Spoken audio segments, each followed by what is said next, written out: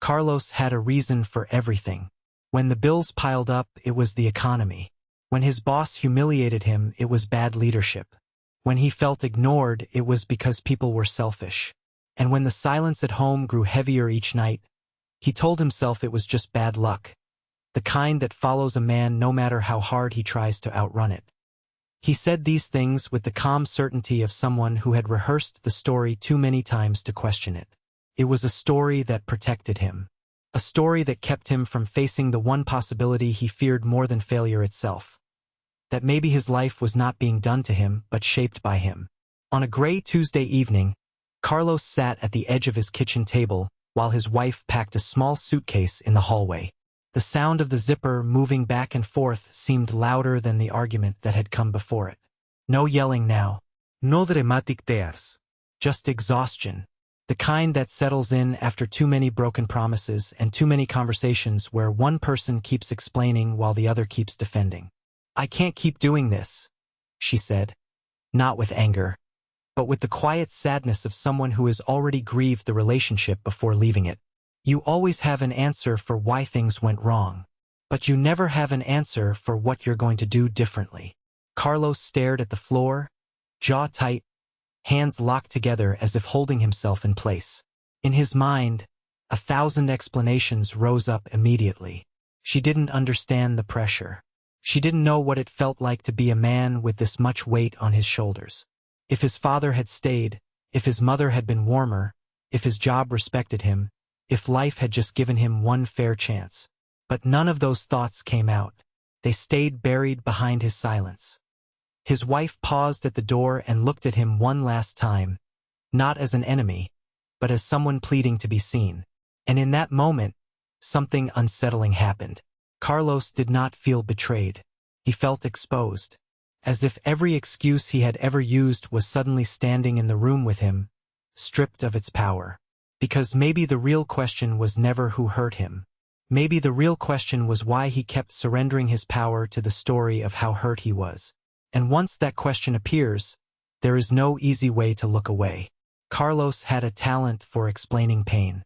If the rent was late, it was the economy. If his temper flared at work, it was because his boss was impossible. If silence settled over dinner, it was because his wife had changed. In his mind, every wound had an external source.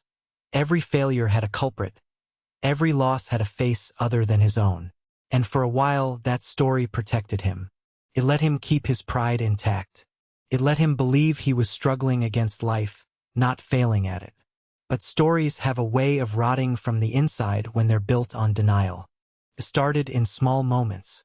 A missed phone call, a forgotten promise, the same tired look on his wife's face when he came home and launched into another complaint.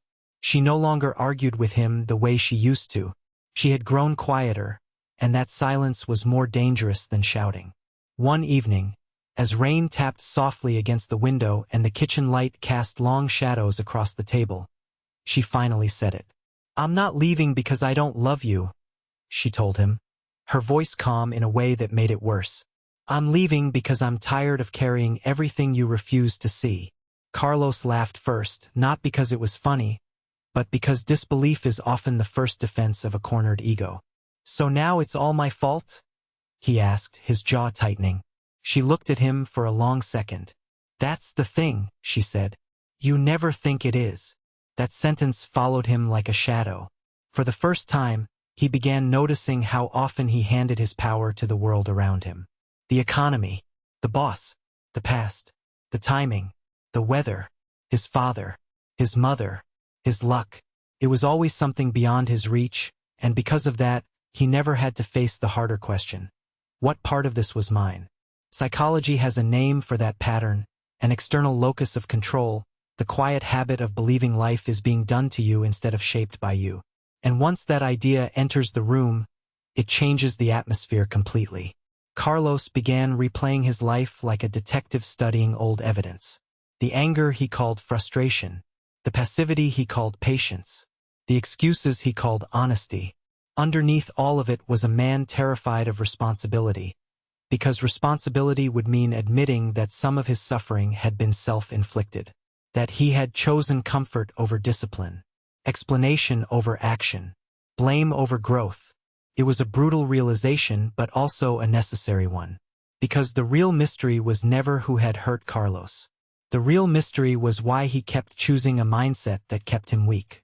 And once he saw that, once he stopped arguing with reality and started facing it, the question became impossible to ignore. What would happen if he finally stopped blaming the world and began telling the truth about himself? The day his wife left, Carlos did not hear the door close so much as he felt something inside him collapse. The apartment was quiet in a way that felt accusatory. Her coffee mug still sat near the sink. A scarf hung over the back of a chair. Nothing dramatic remained. No shattered plates. No shouted final words. Just the unbearable calm that follows a long war everyone else saw coming. "I tried," she said, standing in the doorway with tired eyes that had already cried all they could. "I really did. But I can't keep carrying both of us." Carlos looked at her as if she had betrayed him, as if her leaving proved what he had always believed.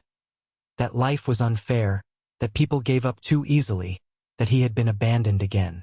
He wanted to say the economy was crushing them, that his boss had drained him, that his father never taught him how to be a man, that the world had pushed him into this corner. But her face stopped him. There was no cruelty in it, only exhaustion, and that was the first crack in the story he had been telling himself. Because the mystery was never whether something had hurt Carlos. It had, repeatedly.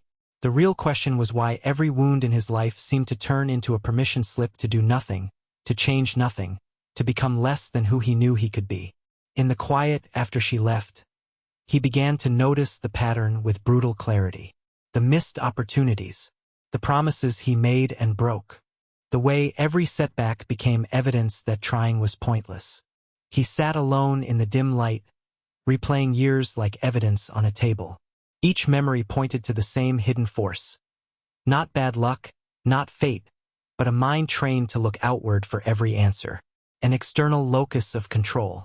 A way of thinking that protected his ego but slowly destroyed his life. If everything was someone else's fault, then he never had to face the harder truth that he had also been choosing, every day, to stay the same. That realization cut deeper than blame ever could. Yet it was also the beginning of his freedom. For the first time, Carlos understood that suffering does not become meaningful when we find someone to accuse.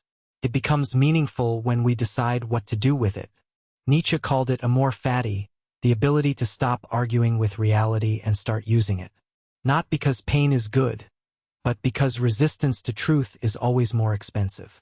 So he stopped asking who had done this to him and started asking what, in this moment, was still in his control.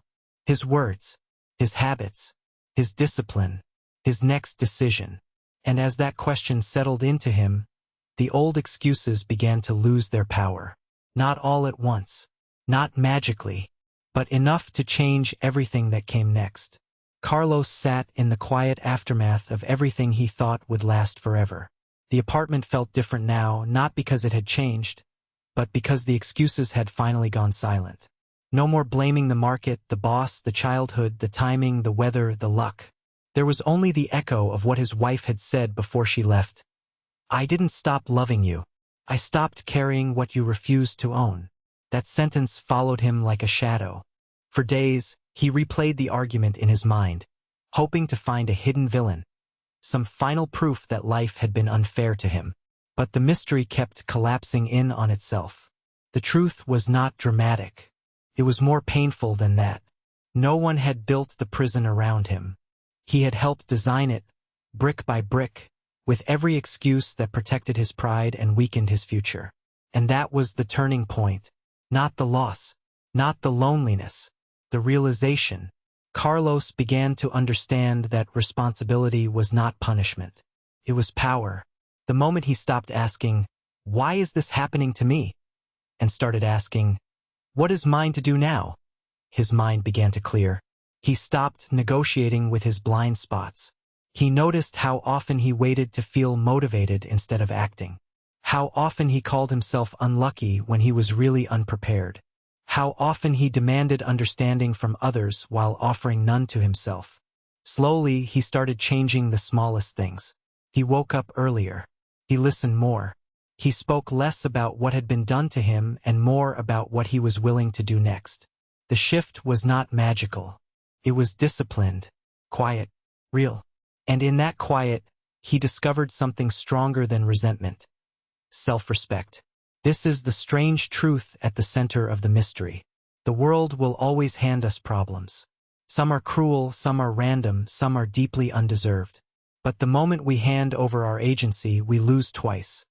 Once in the event and again in the story we tell ourselves about it. Carlos learned to stop fighting reality and start responding to it. If the story struck a nerve, leave a like. Ask yourself honestly, where in your life have you been blaming the world for what only you can change? And if you want more stories that cut through the excuses and get to the truth, subscribe, because the next one may be even closer to home than you expect.